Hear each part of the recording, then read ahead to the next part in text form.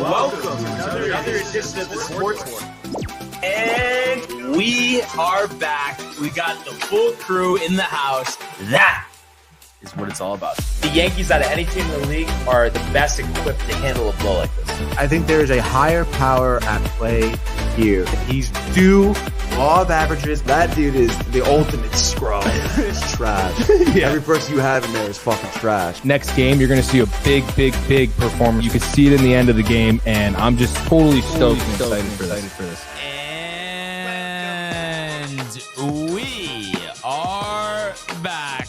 Welcome to another edition of the Sports War here on a Friday, a football Friday, and once again, it is the Barnes and Tony Show. Anthony, how you doing, my friend? I'm doing great, man. You know, definitely a long night. Sucks that the Rangers lost, but hey, man, it's Friday. It's the pick segment. A lot to be stoked for. Big weekend for football, man. Big weekend, yeah, absolutely. And some big college games that I know you have circled. You know, you got the Army, Notre Dame. Yankee Stadium, 40 degrees. At Yankee Stadium, as well as the matchup between Ohio State and undefeated Indiana. So that should be a good one as well. You like that one better?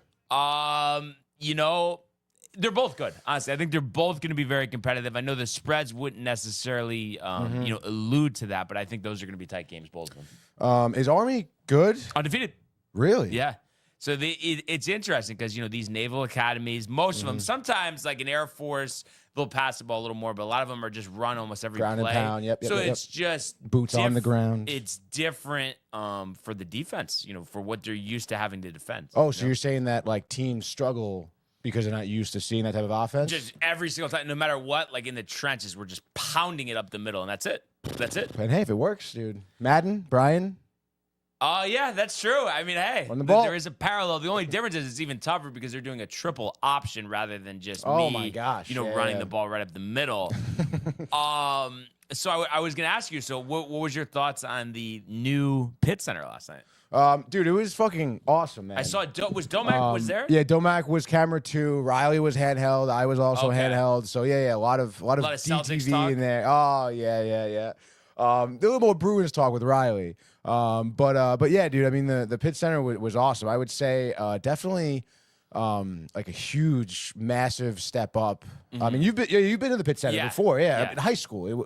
Like the bleachers, everything, the capacity, the lack of just in-house feel. It's definitely there now. They had the ribbon cutting, So yeah, it was dope. The huge video boards, the monitors, everything is also broadcast ready, which was dope. Yeah, it looked like decent crowd for what's usually there, or.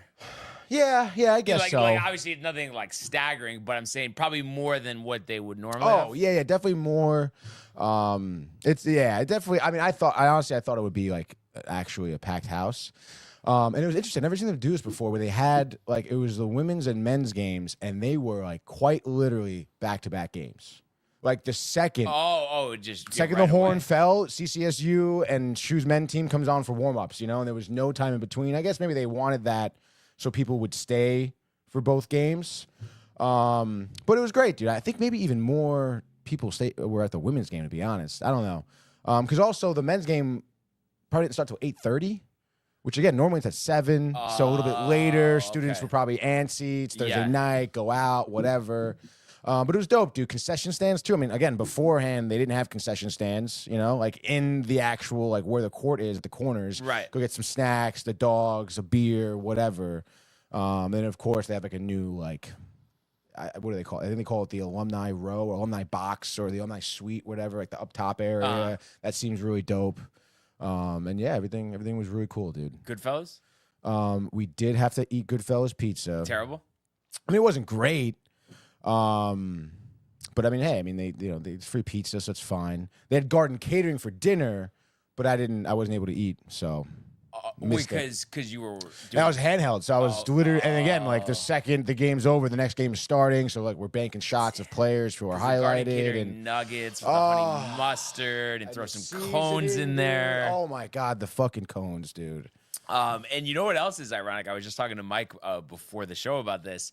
The games that he's working at Mohegan this weekend. Originally, I was gonna go tomorrow because I have like the No free kidding, dude. tickets. Because like usually those, especially, have a lot of teams that are not from around the area, so they don't usually like pack the house or anything. Right. But then we were like, oh, like these matchups aren't like the best, so Right. that's why we pivoted to go to the Gonzaga UConn game instead in a couple weeks. At UConn? No, No, MSG. MSG, Remember it's the the MSG week game. after the Pittsburgh game? Oh, dude. Well, I would think at the end of the day, it's probably the better decision, right? Yeah, exactly. Do you think you're gonna go ping string or string pin bowling alley, Tony, while you're there? or- Definitely not, dude.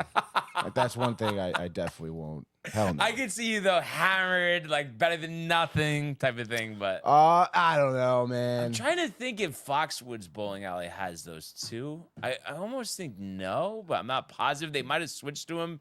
I guess it would be something you'd have to look up, but I just I don't remember. It's been a little while. Yeah, I don't know. I don't think I don't think I've even seen the bowling alley at either of those casinos. The I've never- Foxwoods one is nice. Like the one in Mohegan is more of like just kind of like more of like catered towards little kids, only a couple lanes, like kind of tucked in the corner. But then they have the arcade there and stuff. Yeah, leave your kids there, go gamble. Yep, Exactly. Classic, dude. Classic. You know what else is classic? Tommy. That's right. He says, "What's up, gents? As we all know, the tough Rangers lost last night. Can't let Igor face 49 shots. I mean, that's a fact. I mean, Igor's numbers were good, and he did face a shit ton of shots, dude. So obviously tough there. We also have Michael Buckta, who says, bad night for both of my teams, but hey, at least I still have Hurley and Disneyland. The exemplar of positivity over here, Michael Buckta. And then he says, could you imagine Tatum getting chased by a T-Rex, Barnes? Michael. You know, I think he's a little jacked up this week. No? Yeah, he is, and he's more demands. Please look up the Millennium Falcon ride at Disneyland. It's so sick looking.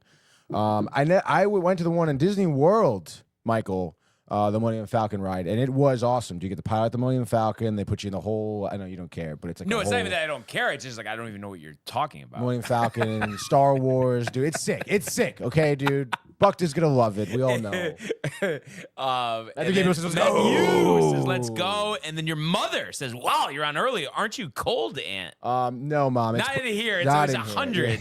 100. Yeah, no, I'm not. It's very comfy in here. Very comfy. Damn, I feel like there was something else I was gonna say, but Millennium Falcon? Disney. I know what I was gonna say. You were talking late night, 4.5, 5 situation. Oh, it's funny. Well, I mean, obviously, oversleep, too. Oversleep. Get 6.5. Still 6.5. feels like 3. So No, it's crazy. Because I used to be kind of very like whatever with like, getting to bed during the week at like a certain time. And now I've been very strict, like trying to be sleeping by 11 o'clock.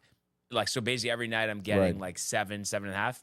Never tired now. Really? It's like amazing. Like I haven't, and I wonder if it has anything to do with this too. Only one coffee now. in the morning, and that's it. Yeah. Yeah, I don't know. I mean, did you do late? Do you do like evening? Did you do evening coffees? Like, No, well, I used to, but Yeah. a lot of times it was more of like a 1, 2 o'clock after having it at 7, or at 7 and then at 9:30 on the way here, Cumberland and everything. yep. Now it's just water. how consistently you think you're in bed by 11? Like, do you actually? I would say the past month, like Monday to Thursday, Oh, and nice. actually Friday too, usually. But I would say probably 90% of the time. Oh, there we go, dude. Yeah, because it just I just like if anybody knows, Tony, it's Yeah, just yeah. I just don't have the patience for it. No, exactly, dude. You need your sleep. You need to sleep. Are you just gonna go right to the mattress when you get to Mohegan? Possibly, dude. Maybe. Yeah. I think so. Just rest up for the night, get the juices going, right? Maybe I can nap in the car ride there. That would be True. nice, dude. True, you Napping in could the do car that. ride there. But then again, I probably have to, edit. But yeah, we'll see, dude. I Nap think in the get car a would be nap nice. and then you could stay Quick up till 30 4 in the minutes, morning. dude. Like, Yeah, you know what I mean? exactly, Like, dude. get Yes. up, dude. Get up, Tony. Get up. Let's just get up, dude. And then Michael says, and that Gladiator Spring Rides is pretty cool looking. Never heard of it. I think Michael Butka should start his own Disney podcast. What do you think about that? Yeah, I think it would be good. I mean, I think he should definitely film himself when he's there. I mean, Yeah. jeez, dude. No, He could be viral. an ambassador, dude. Yeah. Viral. Yeah. And I hopefully he can get there soon, dude. Yeah, You and know? he says at Disneyland. You know what I say? Let's go to the world of the National Football League. Watch Jefferson climbs the ladder. Oh my goodness! Justin Jefferson, the catch of his life. Burrow fires, intercepted, picked off at a pick six. Minka Fitzpatrick, an absolute ball hawk. Niners twist up front and get to Tagovailoa. Bosa again. Mahomes escaping on the move, stops, spins, flips it forward for the touchdown. Stop it. Aaron Jones. Oh, what a tackle! Quincy Williams with a pile driver. All right, so we had the Week 12 kickoff, Thursday Night Football last night, and was honestly a fun game. And going into it, you're saying, mismatch on paper, 2-8 versus 8-2. But for the fifth time in the last 6 games in Cleveland, the Browns have defeated the Steelers 24-19, a snow game. And Michael was alluding to it, and that is Theophil, not Buttka, that he was enjoying watching this one. Is it just me, Tony? Is there something nostalgic about watching a football game being played in the snow? Yeah, absolutely, dude. I mean, I guess I don't know what it is. I don't know if it just doesn't snow as much. That's as what it is. used to, but like never get that. Now, do you feel? I know it should be basically the same thing, but it's a little different. Like growing up in Staten Island, did you remember used to be regularly getting hammered with snow? Yeah, dude. We used to get snowed in We used to have to be, multiple days off. risk of going to school through into July because of all the snow. Oh, because of the missed days, Yeah. the makeup days. Yes. Yeah. I think one year we did have to do that. I think we had 2 makeup days, or makeup testing days, or whatever it was. But definitely, dude, and not for nothing. Staten Island is an island. It doesn't snow there often. But again, when I was a kid, we would foot of snow. Yeah. Wake up, foot of snow. Yeah. Still snowing. Yeah, like days where you think you're going out, Yeah. you're not going out. Nobody's leaving. And Yeah. now it's that. What does that happen once a year? Maybe. Maybe. Probably not even. I mean, think about it even here. I mean, this is Connecticut, Yeah. when I toured Sacred Hearts, all the winters here, beautiful, the snow. Yes, you're up north. I got fucking dogged, okay? But you're saying if it was up to you, Yes. how many days throughout the winter would you like it to snow 5 or 6 inches? 5 or 6 inches. Throughout the winter, let's say in the month of December, I would think 15, half of the month it should be snowing. Half, half, Brian. And you don't get annoyed about the whole driving aspect of it, where maybe you can't, or it just makes it difficult. The snow, the sliding, you can't pump it in the. Why am I? Charger? Is it Charger? Yes, Okay, yes. the Charger. Well, I'm fortunate enough. The Charger is all-wheel drive. It does Yes. work well in the snow. And then you're gonna say, so I I'm feel always good, driving dude. responsible. I'm never piping it in the Charger. I mean, listen, dude. I mean, obviously, Unless I'm coming back from the yard goats. I mean, yeah, dude. Listen, you gotta be careful in the snow. But again, if you just stick to your guns here, you're on top of the ball. I mean, no problem. Then again, it's yeah, I want it to snow a bit. I want to be snowed in. Let's have snow days. Now, but after Christmas, then are you I'm good with the snow or no? I guess. I mean, when we went to January, yeah, mid-January, sure. Yeah. I feel like it's just tough for me because I'm not a skier. So it just for me, it's I like watching these football games like this, but it's just more of a nuisance than anything. I do like the nostalgia though of a Christmas snow. Not too much where oh, no one can see each other, there's a blizzard. Right. Other than that though, I feel like it just doesn't do anything for me. It's just a hassle. What when you were a kid? Hype for the snow? Right? Yes, Snowball but fights? but more so having school off than anything. You ever build a snowman? Yeah, I'm sure at some point I wasn't very good at it. And then not also easy. shoveling the snow is annoying as well. Yep. So that's just kind of how I've always been. So you want no snow? I would say Christmas snow, and that's it. I don't need any other snow than that. It's just get out of here. Get out of my face. It does annoy me when there's no snow on Christmas morning. That's fucking stupid. Yeah, but I also too though. I'm not gonna lie though. Even if I just had no snow ever and no cold temperatures, I know it's different than your thought process, but I wouldn't feel like I'm missing anything. I don't need that. Like I said, if I was a skier, I think it would make sense. But just not being a skier, it's what's the purpose? Yeah, no, yeah, you're right. You're right.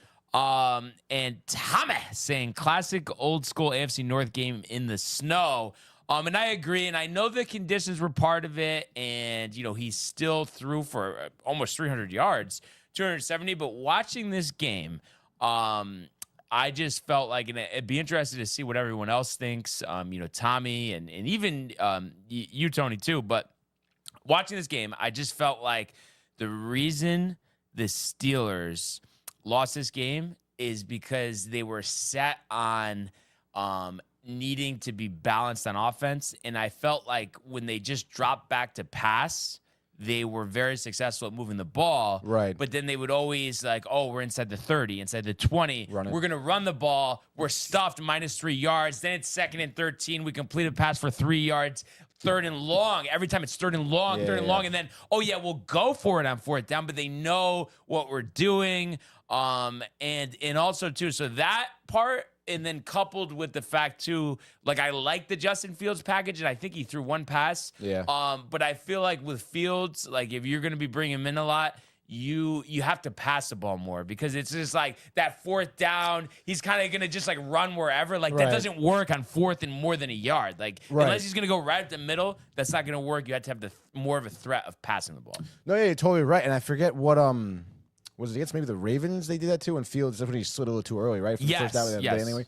I don't know, man. I mean, don't you think it's not also in Fields' best interest to be used like that? Well, I mean, in terms of, so if you're looking at his best interest versus the team's best interest, I feel like it's two different things. I do think as a passer, Russ, far exceeds him. But in the red zone, and Chokri was texting me about this, they could use, his playmaking ability to roll out passes and stuff. And he did have a 30-yard run. Right. But it's just the defense can't know what's coming when he's in the game. That's the whole thing. Do you think that he is good and consistent enough to be I can come in at any point and make that play?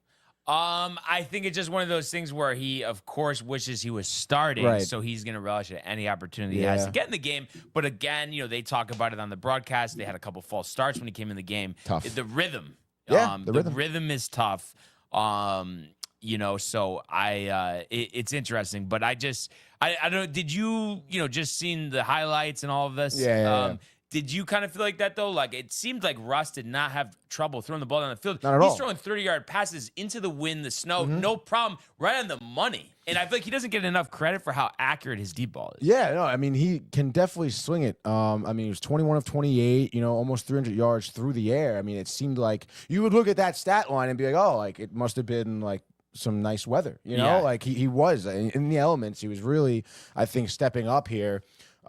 Which is, it's tough because you look at this box score on the teams here, and I mean Pittsburgh did better than Cleveland in almost every stat, Yeah.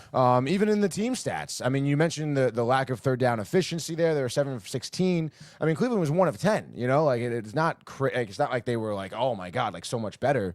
But obviously, just those big moments, like you said, it's just either them deciding to run it in the red zone, getting stuffed, and coming up with no points, which I don't know, man. Do you think that kind of falls on Tomlin a little bit? Yeah, or the, Arthur Smith, who is their offensive coordinator who likes to run the ball.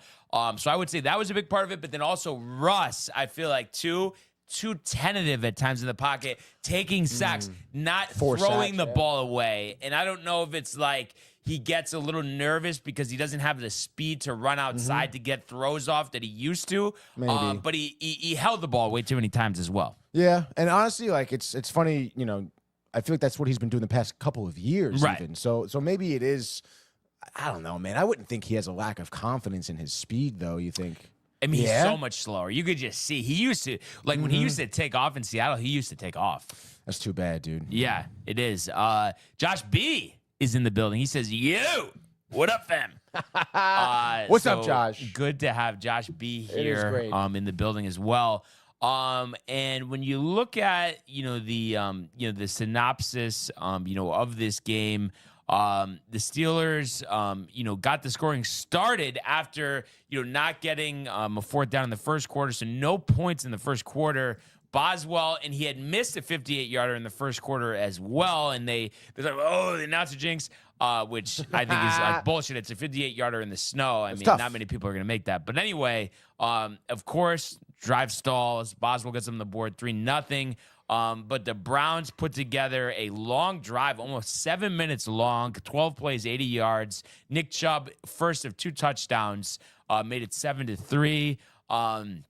And then the Browns also, put together a little drive with 40 seconds remaining in the second quarter, 34-yard field goal, 10-3. Steelers had a chance to kick a field goal, but again, Russ taking that sack on third down, and then the Steelers ultimately ending up, letting the clock wind down. And you know what was interesting, too, and I don't understand this thought process, and I don't know if you heard this, saw this, but the Steelers, end of the half, the Browns on third down, running it, kind of just saying, okay, we'll just take the points, be up a touchdown. The Steelers opt to not use the timeout. The clock was at 1:20. By the time they get the ball back, it's at 40 seconds. Would you rather have 1:20, no timeouts, or 40 seconds with one timeout? It's a great question. 30 seconds is a long time. 30 That's seconds the way is I a look lot. at it. It's a big chunk that's Yeah. gone. So I guess the 120 no timeouts. Yeah, because you could manage the clock, you could spike it. Yeah, true. But and it's funny, Tony. I think you texted your mother on the side because she says snow is a beautiful thing to see. It's just not nice when it's dirty. It doesn't last long anyway. I would take it until March. Yeah, you definitely texted her. I did not text it. Would you sell her? 15, 20 bucks? Stop. Anyhow, on to the second half here. Some punts, some fourth down misses again. But the Steelers 13 plays, 71 yards. But again, not being able to finish the drive. Boswell from 28, 10-6. They don't go for it on fourth after being stopped a couple times. And then the Browns, and obviously the last touchdown drive was the biggest, but I thought it was huge. A fourth down, the 10th play of a 65-yard drive that almost took 5 minutes. Jameis finding the end zone, and you could barely see the lines. They had to put the fake AI lines in there so you could see what's what. But that rushing touchdown was huge, and they go for 2 to make Pittsburgh have to score 2 touchdowns to tie the game or take the lead, which they end up doing. But that made it 18-6. Steelers, 7 plays, 69 yards. Jalen Warren running the ball in. This was what I thought was good. You talk about not having the same play design when Fields is in. He was in, but he ends up just handing the ball off to Warren. They get the touchdown, 18-13. I like Warren. I do like Warren. Yeah. They get the ball back on a turnover, and Calvin Austin, 23-yard touchdown pass from Russell Wilson, making it 19-18. They go for 2, and it was funny. This actually went to bed right after this because I had the Steelers 2.5, and I'm like, there's just no way they're getting this 2-point conversion. It was one of those things that was so annoying. It felt like just give it a chance, and it's like they throw the ball. It's just like a jump ball in the corner of the end zone. I don't know. It's a 2-point play. I want something where it's like give the receiver an actual chance to catch the ball, not have it to be some crazy catch to come down with it, and the ball was well out of bounds. So it just wasn't a good play. So 19-18, and then the Browns with the dagger here, a 9-play, 45-yard drive. Nick Chubb, running it in from 2 yards out, 24-19. They don't get the 2, but the Steelers do not, answer back here, and they lose this game 24-19. And like I said, I found myself, just watching this game, just being the Steelers really could have won this game, and just part of it was strategy, part of it was turnovers and penalties. But at the end of the day, they're fine at 8-3, but I just felt like, that there was really no excuse for the Steelers to lose this game. I mean, you're really not wrong, dude. It's kind of they beat themselves. They really did. I guess they did at the end of the day. Because the Browns, they're just not. They're not good. No. I think you could have had a better strategy or playbook against them. Arthur Smith, yes, makes the calls on offense. On offense for the Steelers, yeah. That's tough, dude. Yeah. Not good. No, not good, dude. Smith been Steelers a long time, OC? No. Remember, he was the Falcons coach last year. Oh. And they were very mediocre when he was there. Mariota, what's that guy? Desmond Ritter. Oh, my gosh, that's right, dude. Not using Bijan the right way. Do you think that this game is Do you think this shows really what the Steelers are about? You think that they may be like not as good as we thought, or I think they just have some things that they need to improve on. Their defense is great, but they need to finish drives. Right. And they got to work with Russ on Yeah, just yeah. getting the ball out. He can't he had a couple of times where he's like doing a full turnaround. Like it's he's not fast enough to do that. Yeah. So by no means are you chalking this up to just like a snow weather game. No, because it's you just last game they obviously ended up winning, but again 6 field goals. Yep. Gotta finish these drives, and not be so predictable too on those fourth down plays. And I think they can figure it out for sure because at times they look really good. And I think the weather definitely played a factor. But I would just like to see them. Sure, if the running game's working, great. But if you're struggling to run the ball. Don't hesitate to just rely on Russ to drop back and find receivers and take advantage of one-on-one matchups because I think he's really good at that. And the Steelers next time out are going to face the Bengals in Cincinnati. So not an easy game there. A Bengals team, obviously will be playing for their season and, they're hoping to win before that. Buckta's nervous. Butka is nervous. And then after that, they have a home game against the Browns. So kind of interesting 4 straight in the division because they played the Ravens last week. Oh, yeah. I don't think they're in trouble, but I think it just this showed that it's evident that they need to clean some things up. Next 2 games, you think they go 1-1? I think they go 2-0. Really? Somebody on the Bengals, I forgot who it was, but maybe I don't know if it was Jamar Chase or somebody. Tight? No, guaranteed the victory. Oh, really? For that game, obviously a little ahead of it. And by the way, Bengals are on a bye, so they're going to be their next game. I forgot who said that, but Ocho Cinco was all riled up on Twitter. Bengals linebacker Jermaine Pratt. Yeah, it's like who's Jermaine? We will win next week. So I would hammer Tony the Steelers, honestly, after something like that. Right or no? Yeah, I guess. I mean, who is he good? Who's that guy? I think he's okay, but the point is, you just don't do that. I don't know though. Mark Messier did it. Yeah, but let's see. I know. 28 years old. Out of down to North the Carolina career State.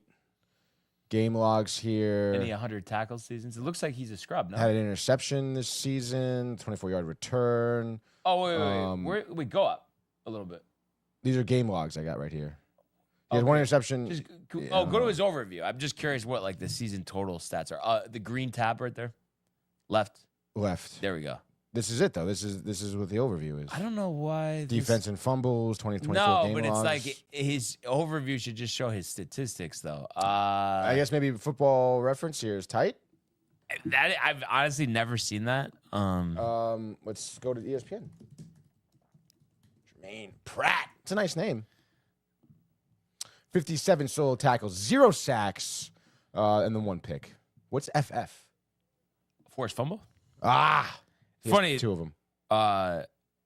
Okay, no, you know what? I think you had it right, but it's like they switched it. Tackles was always on the left, but they switched it to the right. So he actually has 97 tackles this year. So no, he's actually been a pretty good player. No Pro Bowls. Had 118 tackles last year.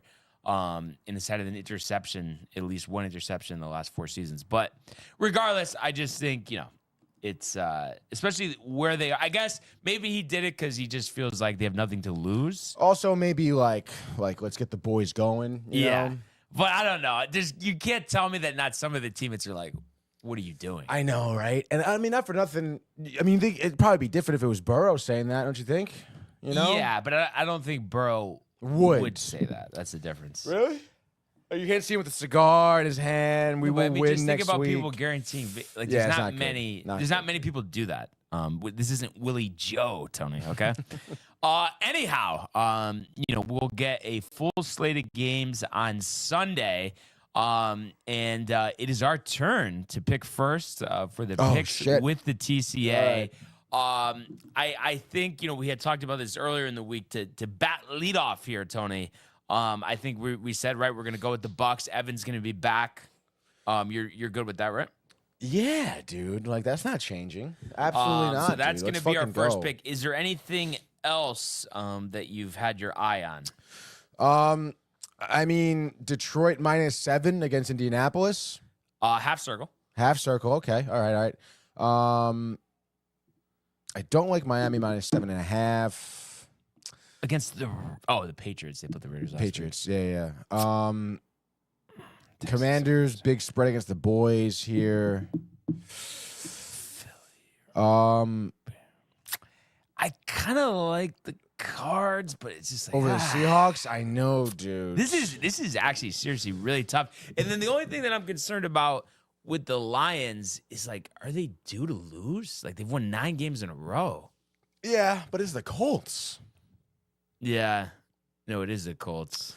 And they haven't lost a game on the road, the Lions. But also, don't the Patriots suck too? And like the Dolphins are playing for their lives. Yeah, Tua's been playing really good the past couple weeks. Yeah. And we said it last week. Like maybe we kind of underestimated a little bit of what they could do when Tua is back healthy and playing well. And it's interesting. It's all these games at the top because I think they will do it, but it's just such a big number. You think we got to stay away from Kansas City? 10.5. I think I'd be more comfortable taking them than the Commanders over the Cowboys at 10.5. No, I would say this. I think let's take them. And the then Chiefs? if they don't cover, then like we're basically never taking them again. Okay, I'm down with that. So we got For a big number. For a big anyway. number, yeah. Chiefs minus 10.5. So Bucks minus 6. right. Um, And then Broncos are minus 6 against the Raiders. yeah, I kind of like that one. I kinda But like that one, basically, too. it's like, do we feel more comfortable about that or the Lions or Patriots cover or Dolphins covering? That's pretty much like the 3 games that we're down to. Yeah. What do you think? I mean, Dolphins Pats is interesting. I just feel like the Patriots suck ass. What they do, yeah, but you're biased though. Like Watch them play, Tony. I know, yes, a couple like wins. Oh, they beat the Bears and they beat the Jets, but like, are we kidding? And the Bengals, like all bad teams, they gave the Rams a good run for their money, but didn't win. did not win. But we need Miami to what's the spread? 7.5. 7.5. I don't know. That's more than a touchdown, They're though. blowing them out though. Really? I think they're winning 31-10 or something. Okay, dude. Let's just do that. Let's take it. All right. So Dolphins minus 7.5. So Bucks minus 6, Chiefs minus 10.5, Dolphins minus 7.5. All favorites, dude. Well, that's usually what we do though. No, it is. It is normally what we do. And we had texted this out on Monday, but we are 21-12. They are 16-16-1. DraftKings it'll be sponsor interesting imminent. I think you were thinking about that last night while you were doing the cameras. No, I was. I really was, dude. Dude, speaking of that, dude, the men's game, Sacred Heart was like, I don't know, 11-point underdogs against CCSU. Did they lose? Beat them by 20. Or maybe Sacred Heart 17. won by 20? Yeah. Wow. Yeah, because Central almost beat Providence. Oh, really? Remember, like we were talking, it was a couple weeks ago. Riley was tight. They've always, because like Central, and I don't know, like, I don't know if they're still in the NEC or what their deal is for Central, because they obviously used to play Sacred Heart a lot. But they always sucked. Like every year they were bad. Like Sacred Heart always beat them up, I feel. Yeah. So I don't know if they're... They've been like really bad typically. Right. So like what's to do with Providence then? Just like a one-off. Well, it was the like... beginning of the year, but also, I don't know. I think it just remains to be seen how good they're going to be this year. Yeah. Not to say that they're going to be bad, but they might not have one of their best teams. Yeah. So maybe they should play Sacred Heart. See what happens, dude. I was just going to do a quick conference check here, but something tells me that that Central is still in the NEC. Again, I would think so. And I would think that this game against Sacred Heart, Sacred Heart knowing this is a home opener, let's take it out of conference game. Hopefully Sacred Heart can win, sort of deal. Still in the NEC. Still in the NEC. That makes sense. And that's where Sacred Heart has always been. Did that just change this year? Yeah, it's the first year they're in the MAC. First year in the MAC. Okay. So they'll be playing Fairfield. Yeah. And Siena. Let's see the MAC. I don't know who else is in it, to be honest. Oh, so it's it's Marist, Mount St. Mary's, Quinnipiac, Ryder, Siena, Manhattan, Fairfield, St. Peter's, Merrimack, Iona, That's right. Niagara, and Kinesis. It's actually funny. The same day we're going to see the Rangers, shoe hockey is playing Iona at home. Oh, really? Yeah, dude. You're kind of tight. You're missing that one? Or you'll take the Rangers game. Obviously, come on, dude, come on. But it would have been cool if we all went to the game, and that would have been a sick time. Iona. Tobin Anderson, who I think was the Fairleigh Dickinson coach when they won that tournament game run. over Kentucky. Yeah. I think a few years back. Wow. But Iona's struggling so far too. By the way, 1-4. Sacred Heart a sizzling 2-5. So obviously, we need the TCA picks, but do you think we just let them send them in whenever they're ready and just do? Yeah, I think so. I mean, Josh B just thumbed up our pick, so maybe give them a I would imagine they need a moment. I totally forgot that our group chat's still called Mets Yankees Trash Talk. That's so funny. Yeah. Yeah. Fuck. That's so bad. All right. So what do you want to do? You want to do it, dude? I mean, I think what we say isn't going to influence what they're doing, right? Or no? I don't think we're giving them anything, and we kind of discussed what our other options were. They're going to pick what they're going to pick. I mean, they're in shambles anyway, dude. Yeah, I'm confident, Tony. I'm confident enough to start the Week 12 NFL Frenzy. Let's go, ladies and gentlemen. You heard us during the picks. A lot of tough games out there. And we're going to start off with one that's almost a similar matchup to Steelers-Browns right now. We're going to Chicago. The Bears playing the Vikings. Don't know what the weather forecast is there, but we know it could get snowy at Soldier Field. The Bears at 4-6, 4-2 at home, too. So solid home record. Taking on the Vikings, 8-2, almost Steelers-esque, where you still get their losses, and you think to yourself they have some things to work on. Working on right now a 3-game winning streak, but again, the Colts, Jacksonville, Titans, Vikings had it a little easy. The Bears are fighting for something. Certainly, they're plus 3.5 here. Over under 39.5. Brian, what do you got? I think the Bears are going to get the snow machine going for this game, hoping that temperatures drop from the 49 degrees that they currently are at. The Vikings, a dome team. But I actually think the Bears are going to end up winning this game. They really had it against Green Bay. The blocked field goal. The offense looked better. The new offensive coordinator, everybody kind of playing for their career, for their position on this team. And I think that will be enough to beat this Minnesota Vikings team. You mentioned the 3-game winning streak, the competition they've faced. But I think the Bears will see Caleb Williams have his best game of his career up to this point. And I think he spreads the ball out to Moore, to Allen, to Adunze. He passes for 350, 3 touchdowns, shocking the Vikings. I'm going to say 21-14. So give me the Bears with the plus 3.5. And the under 39.5. Wow, great divisional matchup there. Let's move over to an out-of-division matchup here. And one that I'm interested to see what Brian will say here, as the Lions, who are due for a loss, are going to be Indianapolis against the Colts here. 1 p.m. FOX, Detroit, -7, Brian. The over-under is a high 49.5. Detroit on the money line here, or better yet, the Colts on the money line here, Brian, plus 280. Lions, you mentioned, working on their 10th win in a row, dude. Anthony Richardson still looking to prove himself here as a viable quarterback in the NFL. They just beat the Jets 28-27. What do you think here for the Colts, dude? Yeah, they're not playing the Jets, and I know I alluded to the Lions being due to lose, but I think the thing is they probably will lose another game during this regular season, but it's not going to be this one. I just think the Colts, I always talk about being buttoned up. Anzalone out, but I just think that they don't have the team to beat the Lions. I think the Lions will run it down their throat. Goff will get what he needs through the air. I can see Amon-Ra St. Brown, with a touchdown or 2. Oh, yeah. And I think the Lions, maybe it's somewhat competitive first half, they're up 20-13. But I think they end up winning this one. Let's call it 41-20. So this is going to be a shootout, but it's going to be the Lions and the over. Nice. Let's go. What is also nice are the Tampa Bay Buccaneers, baby, at 4-6, getting ready for the run, Brian. They're going to be at MetLife Stadium. The Giants who are winless at home, 0-5, 2-8 on the year. Obviously, starting Tommy DeVito quoted saying no bad blood in the QB room over there for the Giants. But the Tampa Bay Bucks here are -6 in the spread, over under 41.5. Obviously, when the Giants woes, we know the Bucks are in position to, make a splash here this season. What do you think? Do the Cutlets get it done? Do you have the run soundbite or? Oh, yeah, you want the run? I don't know if it's going to... Oh, Tony, Well, it's Tony. just that rooting for the run. Like, it's, Okay. We heard it, though. The run.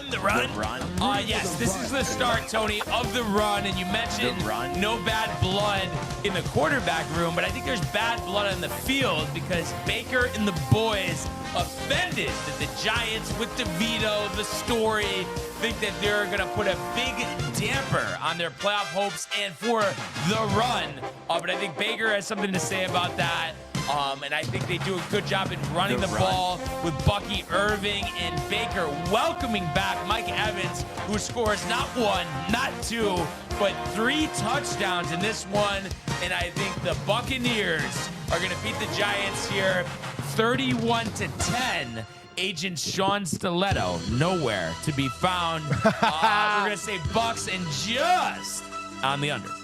Well, speaking of putting a damper on your playoff hopes here, the Dallas Cowboys at 3-7 are going to be visiting the Washington Commanders. The Cowboys, with seemingly no hopes at the playoffs here, are playing a Commanders team at 7-4, who are 4-1 at home, which is why Washington is -10.5, and the over/under is 45.5. Brian, the Commanders on the money line, -700, dude.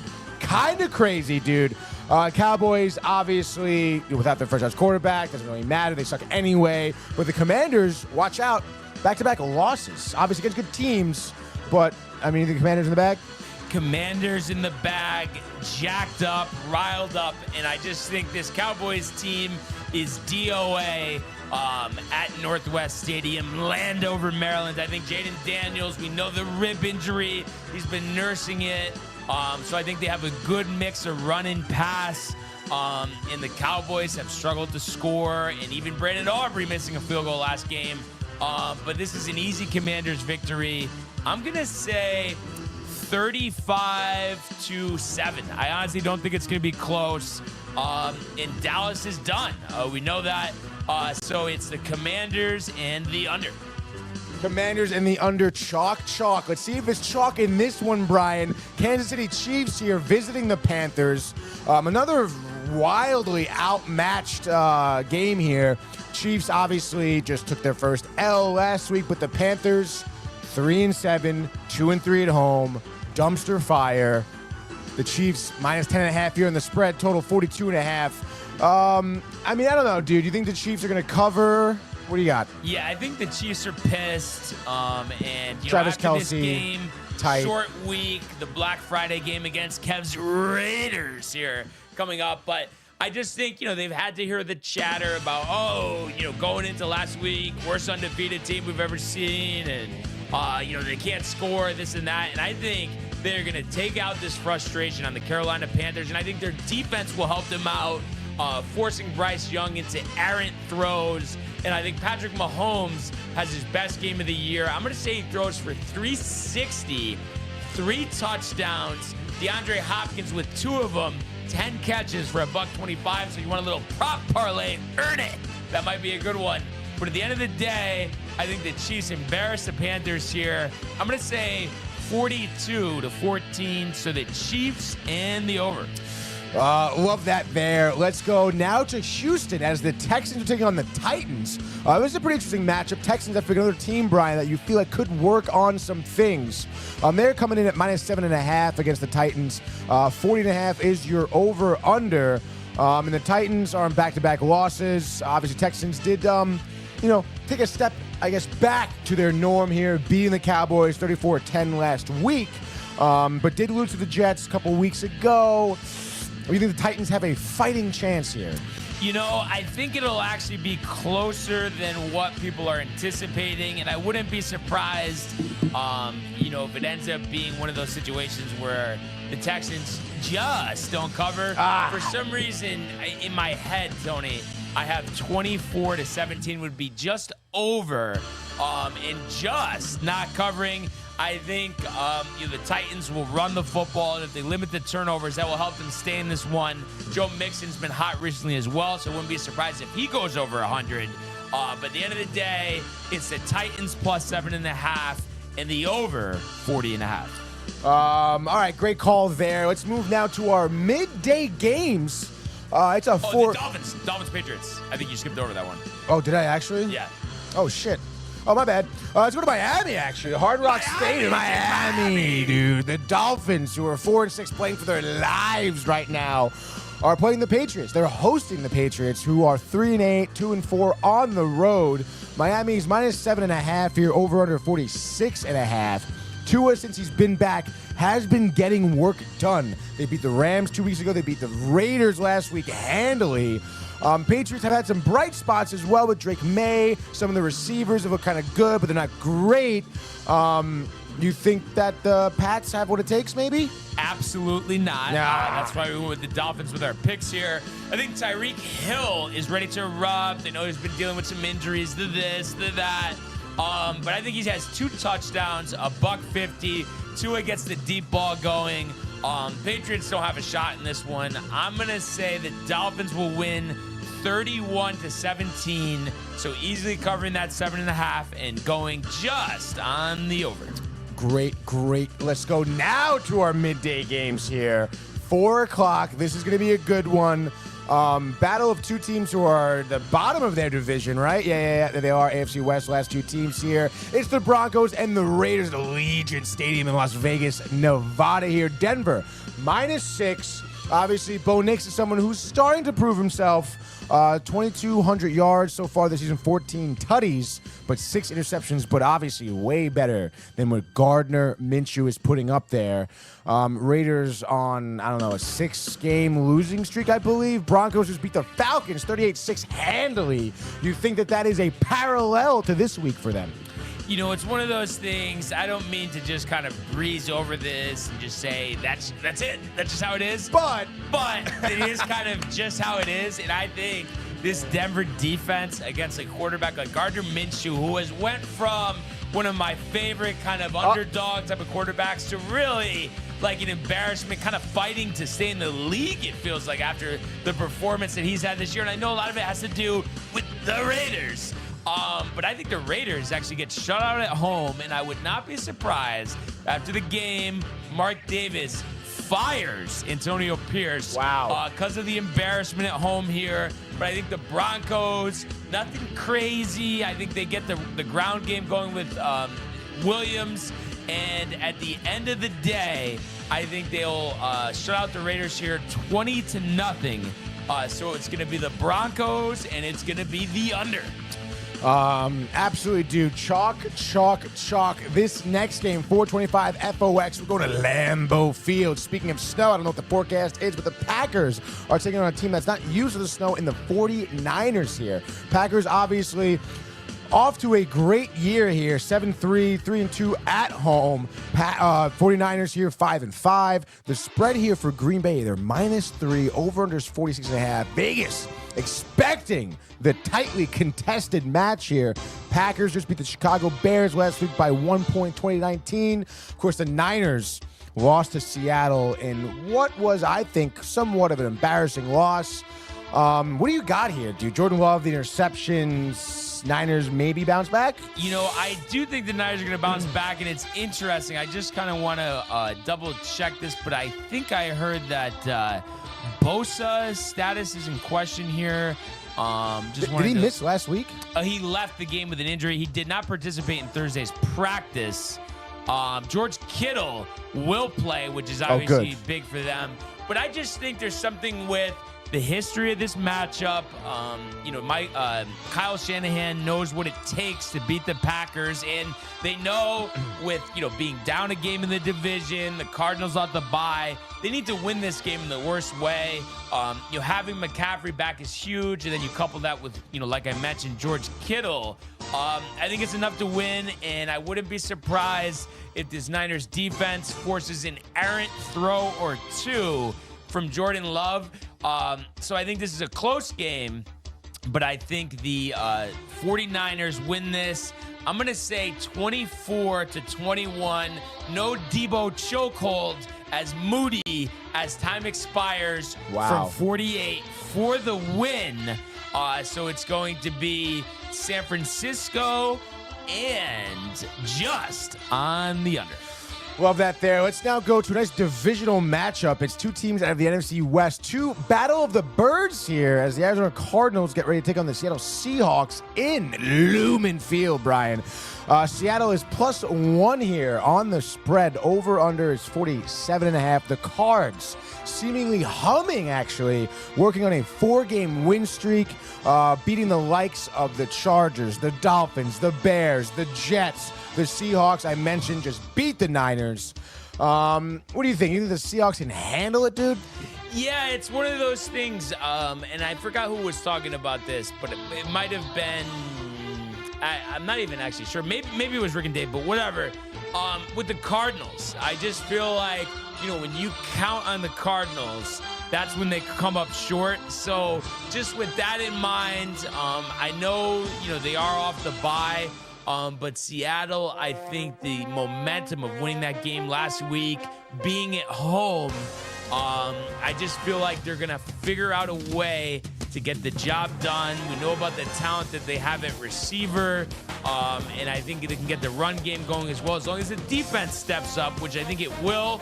I think, if Geno can limit the turnovers, which again, I think he will. I think this is a close game again, but I'm going to say that Seattle will win this 24-17.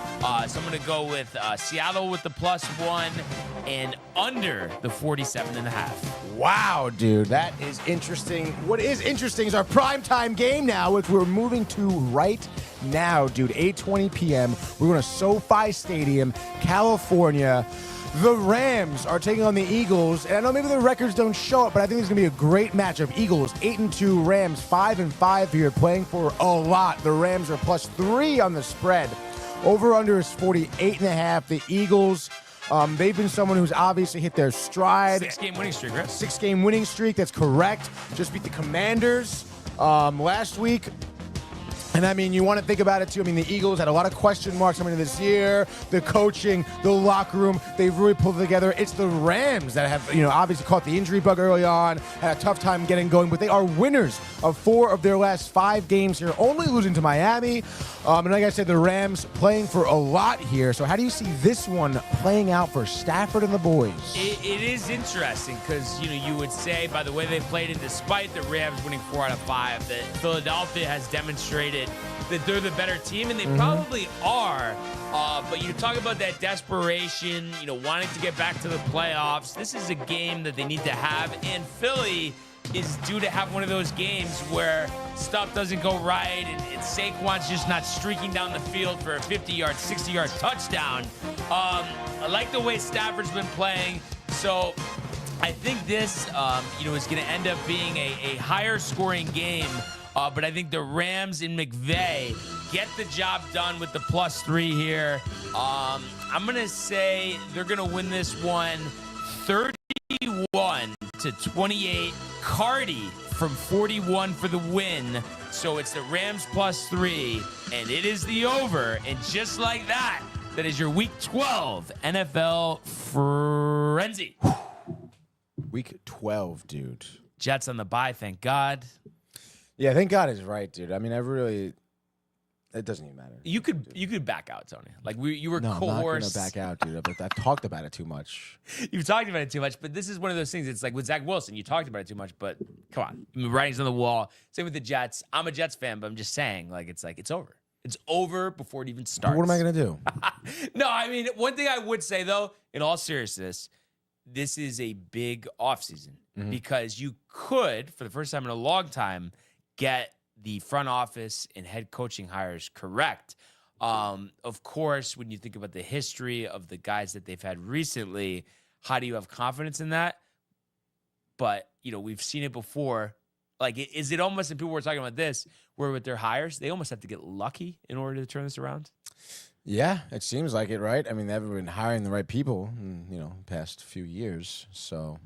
And I think, too, if they lose out, dare I say, that'll really help them with draft position, getting Yeah. in position to draft that next quarterback. And I think that's what they need to do. And I hate the people that say, oh, we don't like, there's no way that they can just like, I don't know, bring in like Kirk Cousins when he's 37 years old and be like, we'll make the playoffs next couple. No, like you have to.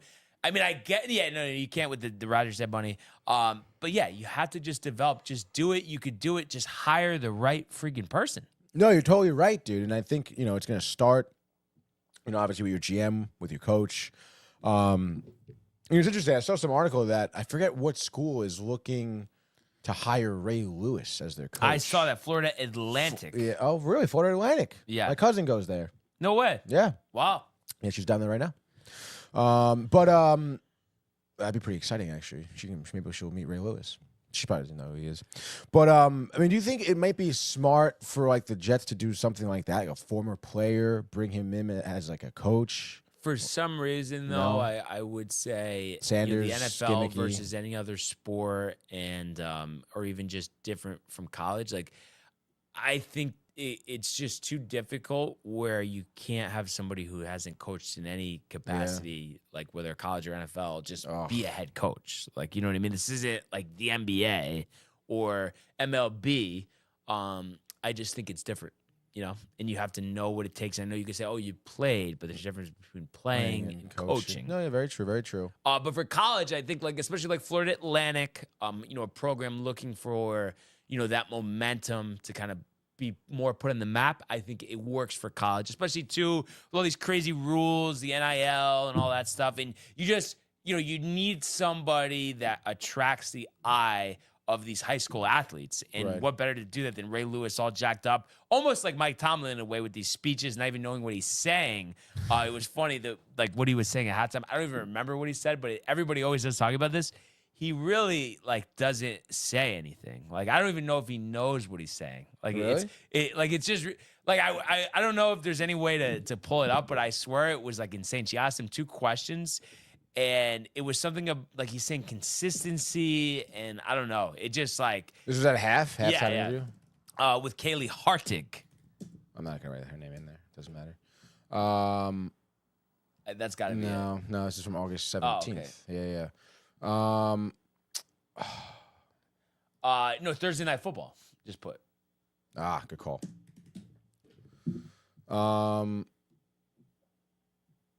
10 hours ago. No. Come on, dude. Yeah, I don't know if we'll be able to find this one. It's probably on Twitter somewhere. Yeah, I actually want to just see if I can pull this up. Because I'm telling you, Tony, you're just going to be like, what did he just say? So we got going on like Tomlin. Okay. The latest. Nope. I keep spelling it wrong. I don't know, just because my phone is Really? Yeah, I don't know, man. I think this one's coming. October 6th. Nope. Yeah, no.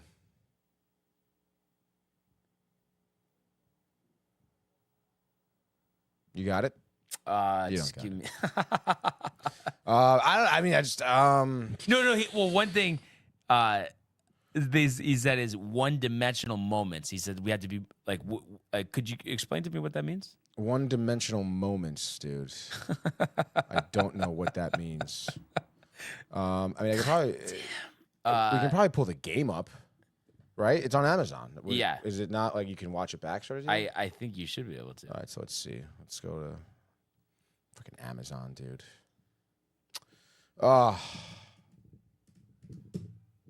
I'm surprised. I would think this would be something that would be all over Twitter, right? Yeah. The way you're talking about it.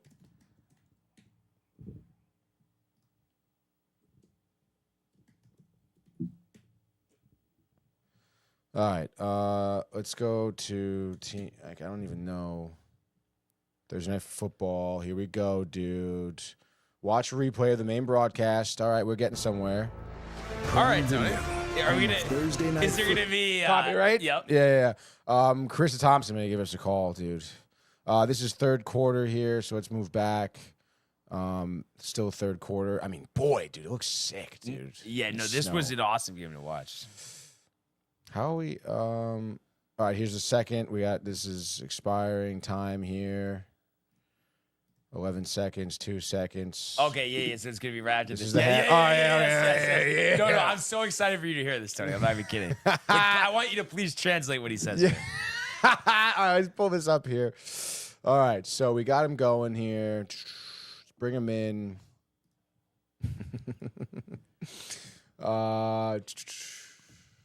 Garrett has made his presence known. How do you quiet him down?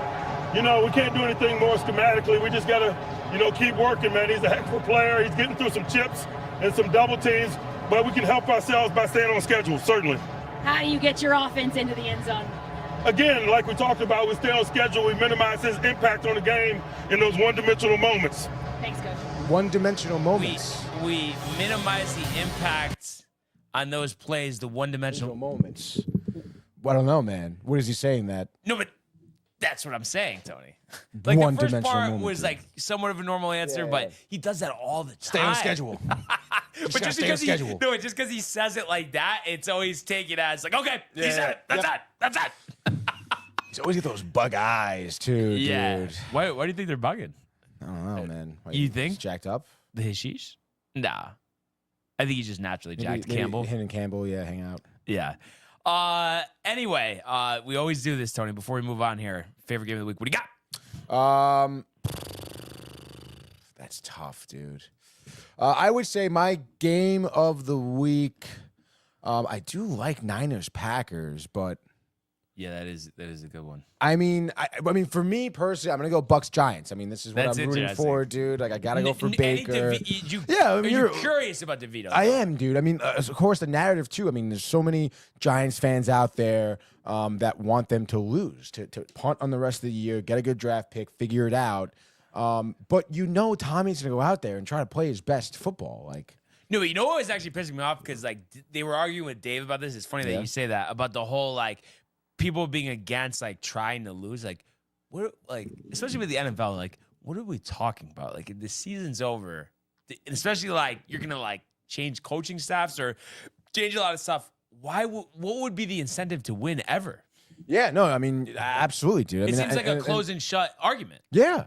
And I remember, Dave was talking about last season how, like, Don was someone who's like, oh, he wants to win every game. He wants to win every game. He wants to win. Doesn't really matter.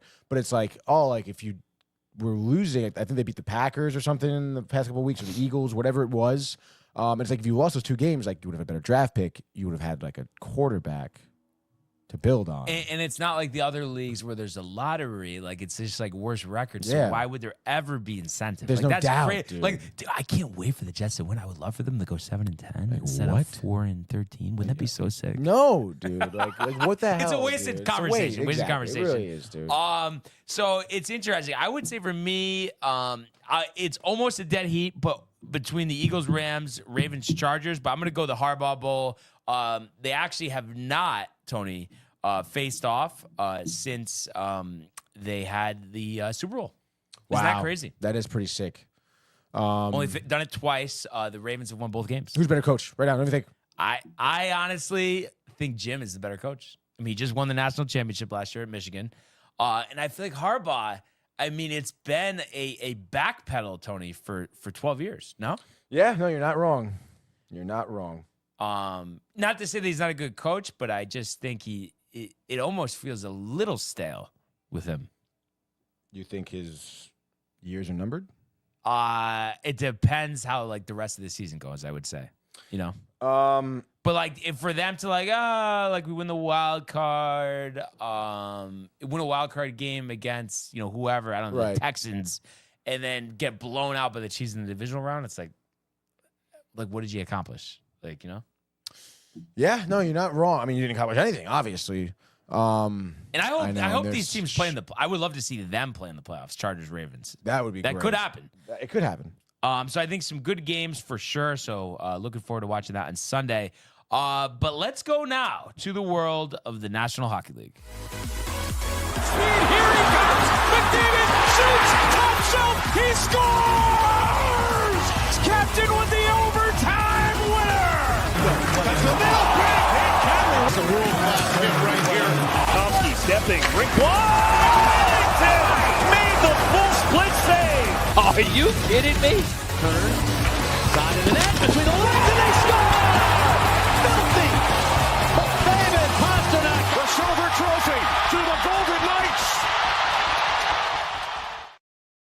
All right. So no Ranger goal song, unfortunately, Tony. I don't even want to play it, dude. Come on.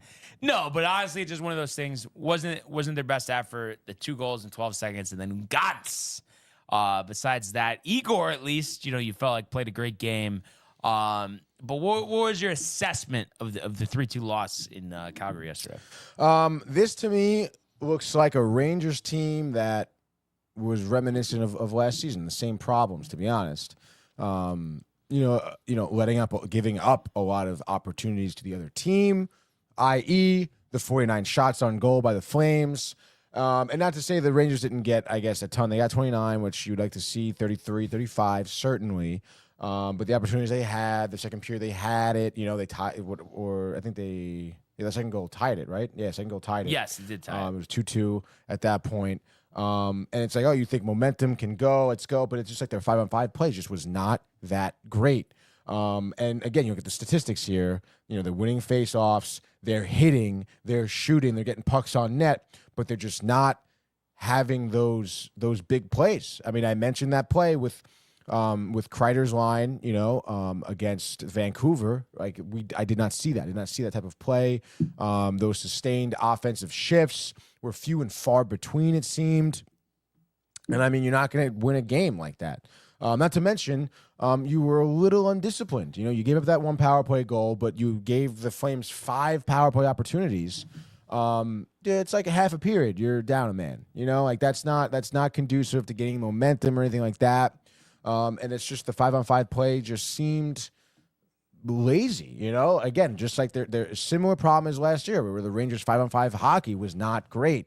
And it's beginning of the year. So far up until now, you're like, oh, some of their losses, whatever. Their 5-on-5 hockey has been great. They haven't had many power play opportunities, which is fine. And you can see them scoring on the 5-on-5, but it's just like, it's not enough. It's not enough, dude. You got to figure something out, especially against a team with the Flames, who has not been playing well. I mean, I don't care if you're on the road, you're in Calgary, you're on this road trip.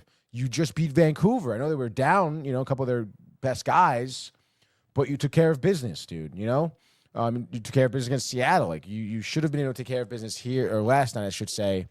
So I don't know. You got to figure it out, dude. Really, at the end of the day, and you need, again, I'm going to look to the big names. I mean, you look at your goal scorers, Lafreniere, who obviously has been playing well. He's still continuing to impress players and elevate his level of play, but he shouldn't be leading the team with shots on goal. Yeah. It should be Panarin, it should be Zibanejad, it should be other players. I out thought there. shots on goal are finicky though. Shots on goal are finicky. No, I'm just kidding, Tony. It was just a good parallel to what you were talking about yesterday. And it's just like, come on, man. You got to figure it out. You have to, your top lines have to figure it out.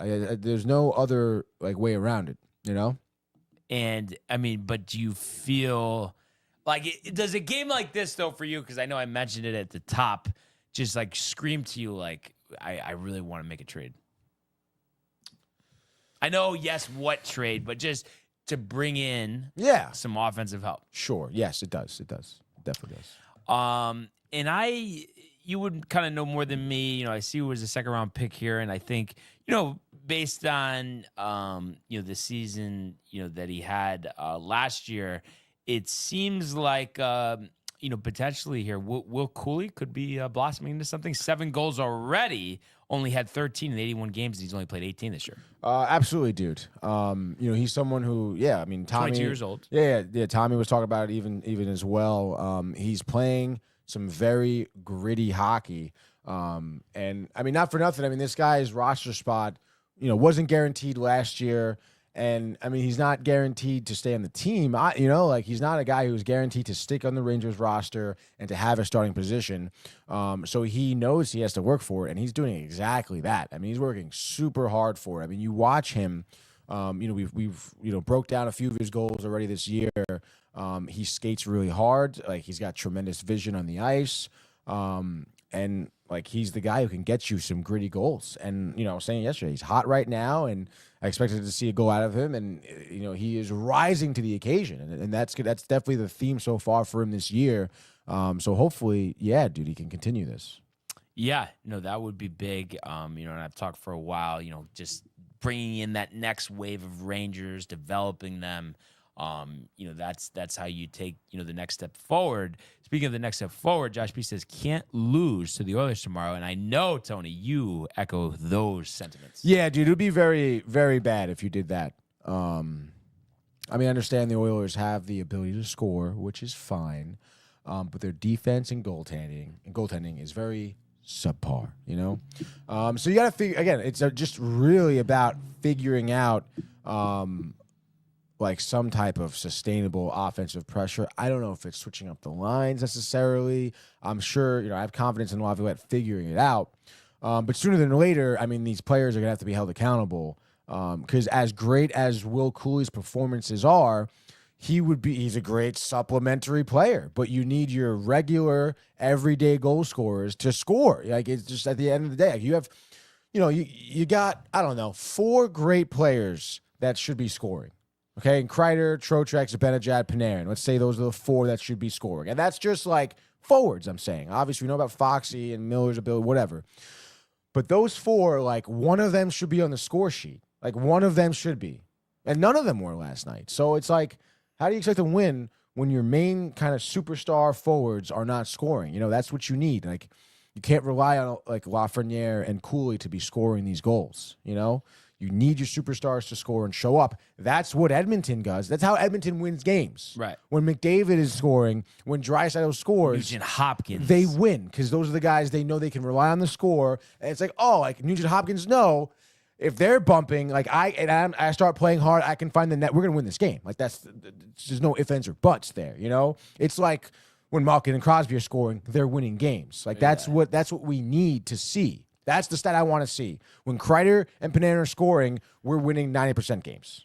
Now, I guess I don't have like a clear picture of this from you. Of the guys who were on the first couple lines, is there anybody in particular that you would almost welcome trading, in a package? I wouldn't use the word welcome, because it would be obviously sad to see anyone go, and the fact that they are going means that they're not doing well, which is whatever. But I don't know. I would guess Mika. Yeah, that's what I was gonna say. Like, Yeah. you really would be that bent out of shape. I know he's had some good moments, but is it not just me, Tony? And I know maybe I'm premature of this, but it just feels like we've seen the best of Mika. Yeah, no. It's not that I would be torn up because, again, like what that move represents. It represents a failure is what it does. Because that means, Mika just didn't pan out, which right now, it just seems like that there's points during games where he just makes dumb decisions and has inconsistent play, Again, Right. I broke down that goal with him against Vancouver, and he made a great play at the blue line to keep the puck on sides and then feeds it to Kreider. Like, that's a great play, and you see glimpses of that. You see glimpses of him, scoring multi-goal games. But then it's just like the everyday, like, just nonsense as well, But I don't know what that, like, and, we talked about, Mika as well, coming over from Ottawa, like a winless team, not having much playoff experience, dude, and obviously how that translates on the Rangers side of things in the playoffs. I don't know, man. I'd like to think he would clean it up. But like you said, if it's status quo with him, it's you're on the trading block. The only thing is, I'm looking at this. What do you got? He's $8.5 million through 29-30. That might be tough to trade, no? Not necessarily. I think another team would look at Mika and think like, oh, we can take him and make him better. He'll be worth. A team can see him and be like, we can make him worth that 8.5. But you know what the problem is, though? He kinda that is. trade almost has to be separate than the trade that brings you like Brady Tkachuk or something. Yeah. Because why is a team like Ottawa going to want Mika? Is Tkachuk going to be a free agent next year? Is that why we're on him so hard? I think I'm not sure, but it might be. But I've always just thought more like they're not good. And he represents a lot of value. So he signed 7-year contract at 2020 in 2023. just take a look at this. Sport Track. Yeah, he is signed through 2028, 29 season. So of yeah, the it's UFA. more about them just doing a rebuild and getting a lot of value. Yeah. And it's crazy though. Imagine paying him less than what we're paying Mika. That would be fun, right? You're tight. Well, no, I'm Just looking at saying. this and I'm like, similar Contracts, contracts. Well, I guess, but you know what I mean? But the problem is, Tony, to get him, especially you're giving them Mika, there's going to have to be I some know. guys and that they you're trading they that, had him already, dude. that you're... Wait, what do you mean? He came over from Ottawa. Oh, yeah, I yeah. thought you were talking about Kachuk. No. Yeah. Like the Senators So had the- him already. Like, the thing is, I feel like, you're probably going to have to give up, like, in addition to Mika, like, maybe Peralt, honestly. That's not. There's no way you can do that. But you know what's going to happen? You don't do it, and then Peralt turns into Kako, and then... No, stop it, dude. It's not gonna happen. It's actually very interesting. I'd be curious to see if Ottawa would entertain Mika, a trade for Mika. But if you don't give up though, Peralt, you're gonna have and Cooley or a combination, whatever. You're gonna have to give up a lot of draft picks though.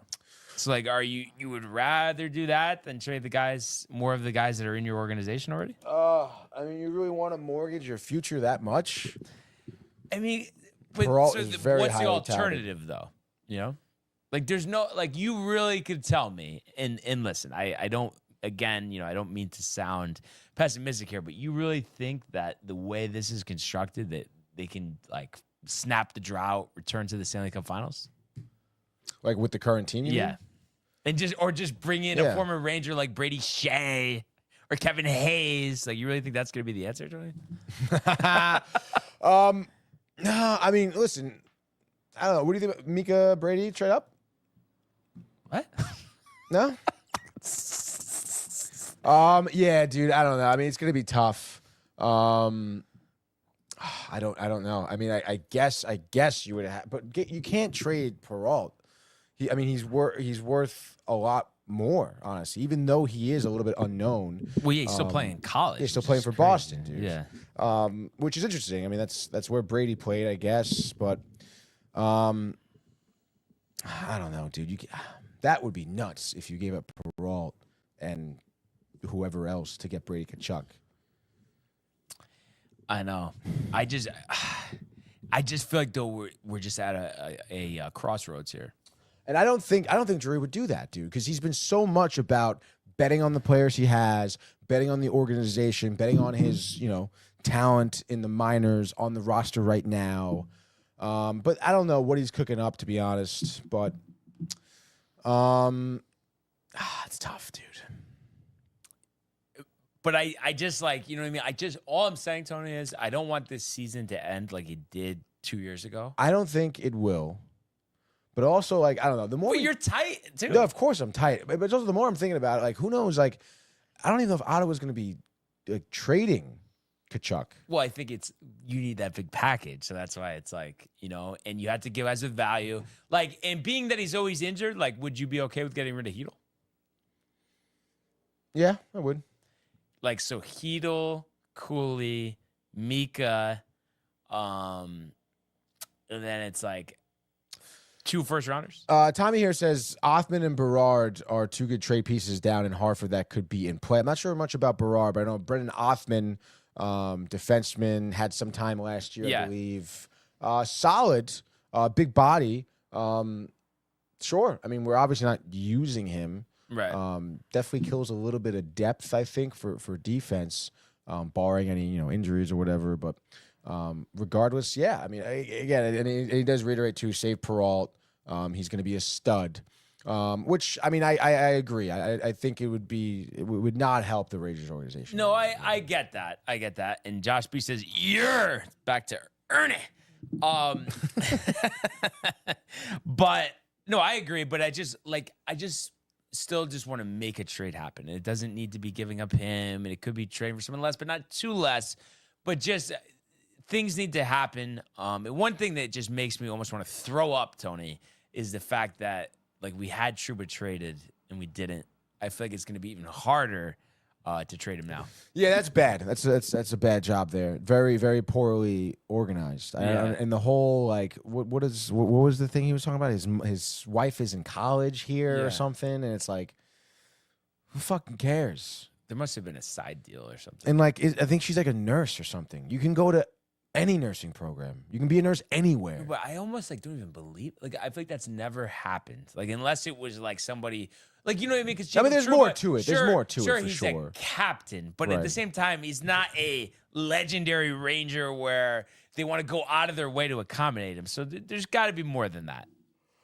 You're right. No, I mean, there probably is. I don't know what happened behind closed doors, but that was just one of the things I remember him talking about on why he's still here or why he wanted to stay here.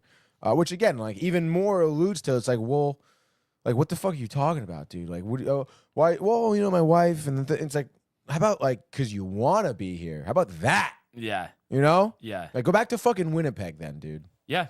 Honestly, grinds my gears. So tomorrow, Edmonton, 10 o'clock. Come on. That'll be a good one for you at Mohegan, though. Late night watch, no? Sportsbook? Oh, wow. Yeah. That 10 would o'clock? be sick, dude. You think you'll be up, though, or you probably be sleeping? I don't know, dude. Everything okay, dude?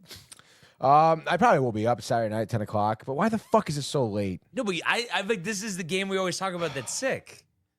Because it's 10 o'clock. What else is on at 10 o'clock? Like, the bar popped. Like, you're definitely going to be hammered watching this game tomorrow. I hope so. You dejected about the Rangers? Like, sleep? Which one? It's everything, dude. You really that dejected about the Rangers? I mean, what the fuck, man? You heard me yesterday. Why are you arguing with me, dude. though, when I say these things? About what?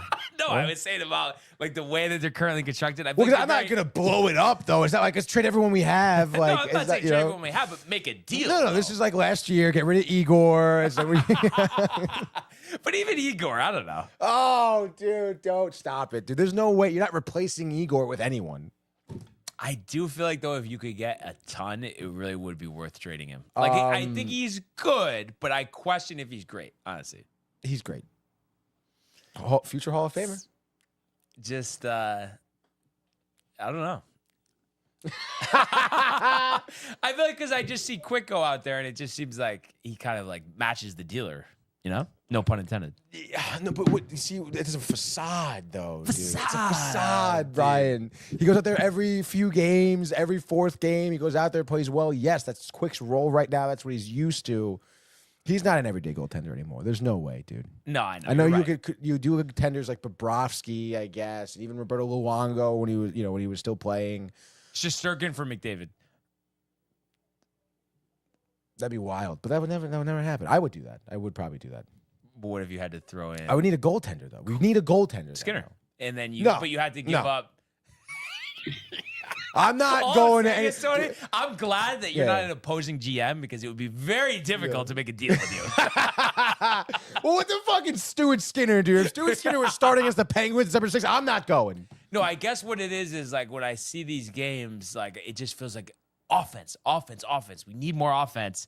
So it's just like I just feel like there's somebody that could be good enough in goalie that we would net be better off without Igor. Yeah, I mean, if Georgiev was your backup still, I would be down to do that.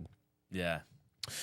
But he's not. And you don't have like a great backup. I mean, it would be crazy if you had Quick be your everyday tender. That wouldn't work. No, I know. That would be crazy. Imagine Igor for McDavid. McDavid comes to New York. Jonathan Quick is the starting goaltender, and they lead the Rangers to the Cup. It would be sick. I feel like though you're more in favor to McDavid than ever though. After the start of this season, I know they're 12-5. It sounds like we're crazy, spoiled fans, whatever. Which we're not because they haven't won in 30 years. Listen, but you're more in favor of it. Well, you're not as tight. Always going to be in favor of bringing a superstar to the Rangers. Yeah. But I'm not mortgaging the entire team off to bring in a McDavid. But to get talent, you got to give up talent. That's right. And then what about the Josh B prospects, suspects? Is that what he says? Yeah, he always said that like regarding like the Yankees prospects suspects trading, giving them up. Yeah, I guess so. But I mean, yes. I mean, I guess maybe for someone like McDavid, that's someone where it's like draft picks and prospects, sure. But I'm not. Like, it's not going to be like Panarin, Trocheck, and prospects. Like it can't be that. But the thing is, the wrong thought process would be we can't give up Peralt in that deal. Like, you do. You just do. I don't care if he could be a star. No, you're right. McDavid is a That's star. right. You have that guaranteed. You don't have that with Yes. Peralt. No, yeah, exactly. That would be one instance where it's like, that's a guarantee. Like, Peralt isn't. Yeah. And McDavid's not, he's going to be around for a long time. He's so, only like, 27? Like, exactly. come on. So he's going to be around for a while. That would be great. But Edmonton's not going to do that. Speaking of McDavid, what's your confidence level 1 to 10 tomorrow? Rangers getting the W. Honestly, not just for the cameras. Cameras, dude. I'd say it's a 63% chance I of winning. thought you were going to say 6.5, like, Stop out of 10. So I'm it, saying dude. very Oh, close. so- No, I'm oh, saying yeah, very 6.5, close. yeah, Like, yeah, I was yeah. very accurate with I'm proud of you for saying that, though. I thought you were going to say 10. They're done. No. Your rules like here. All right, dude. Not for the cameras, dude. Ernie says, possible hat trick today at the dealership. 3 appointments, all deals pretty much made. Let's fucking go. Packers went out. Yankees re-signed Soto. Lakers got Rookie of the Year. Thank God for sports. Thank God for Ernie, dude. honestly. That's the positivity we need, Tony. He's got a lot of He sent me a TikTok before the show started. What was it about? I think something about the Giants, I think. Being bad? Oh, yeah. Let's see if we can play this bad boy for courtesy of Ernie from Kearney. Just real quick, because we are up against Oh, yeah. No, I was echoing that, Tony. No, I really was. Got an appointment to go to. Come on. Really? Where? Stratford. So it's real close. Dude, speaking of, just made me think, somebody was telling us about some restaurant in Monroe that's really good. Tessos. No. Fuck, you have to ask Mike or Renee or something. Come on, They would Tony. remember, Think dude. of it. Search for it. No, it's like a divey, like, it was Joey Greenwood. He said Okay. it's better than Merritt Canteen. Bills.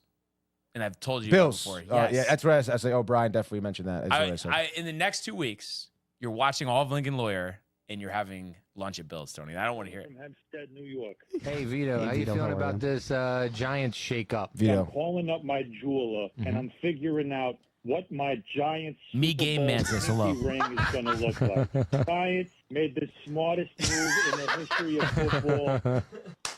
They're starting an Italian-American. How the hell are they not at Giant Stadium putting ziti on the fucking menu? I mean, they're 2-8 right now, Oh, Vito. my God. Okay. Stop And it, by the stop way, it, dude. Me Game Man says I pee oil, whatever that means. Maybe he's talking about the Oilers. Yeah, maybe. But yeah. So I mean, I think really, Tony, that really does it. I was just gonna do a quick check, and he says, "And eat dogs." Like, what are we doing? I don't know, dude. He's probably disturbed What has this mentally. life come to? Maverick McNeely and Michael Thorbjornsson. What happens when By your the way, parents Zig hate you? Verkasi, when he was doing the sports about a Mad Dog, said Thorbjornsson. That's a name for you, huh? Yeah, Like he said that. yeah. That's it. It's fucking funny. But anyway, they're the leaders right now. I know Ludwig struggled yesterday. A lot of tournament left. Patrick Rogers, no relation to Aaron, tied for third with Adrian Dumont Deschamps. And I just wanted to see about Mr. Aubert. Ugh, it But- can't be good. Imagine if he misses the cut. That would be That'd be like, what are you doing, dude? Like next year, like hang it up. yeah. No, you're tight. You're getting impatient. Plus 373. Work to be done. Tied for 129th. People happy about Tommy Cutlets. LOL. It's still stupid. No, it is. dude. It's dumb. It's a waste of time. Just like thinking that the Rangers don't need to make any deals, Tony. Right? Yeah, Same you're thing. right. You're right. It's like me game man. Yeah, exactly. Enough. But I have to say, Tony, what a week of shows. Grinding out this morning, the sleep, the schedule, the travel. But we got it done, and we couldn't have done it without all of you. So we really Absolutely. appreciate everybody who tuned in this week and continues to comment, like, and subscribe. All of the archives on the YouTube page. Michael, Renee, and Jay, and Costa the merch at downtown.com. Want everybody to enjoy the day, enjoy the games, and we will see you on Monday. Hey guys, Tony here from Downtime TV checking in. I want to thank all our fans out there who's been liking, subscribing, sharing our content. You guys are the best. You guys are our bloodline. You make us love what we do. Thanks again.